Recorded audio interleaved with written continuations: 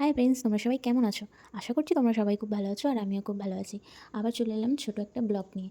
আজ আমার কার্তিকে বসাতে যাবে, তো সব তারই তোড়জোড় হচ্ছে।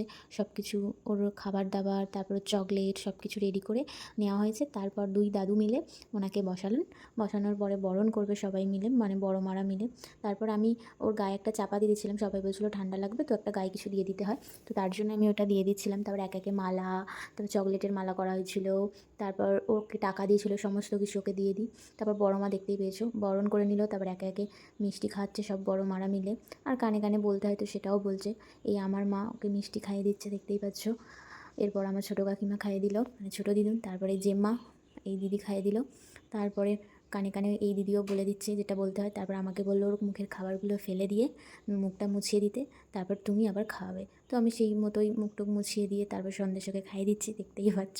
তো এরপরে জলও খাইয়ে দিলাম, কারণ যাতে না পড়ে যায় তাই জন্য আবার আঁচল দিয়ে মুছে দিলাম।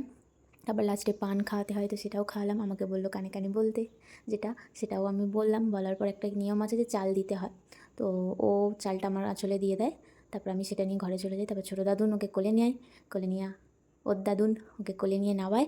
তারপরে আমার দিদুন নেয়। তো ওই ভিডিওটা এখানেই, আবার নতুন কোনো ভিডিও নিয়ে আজকের মতো টাটা।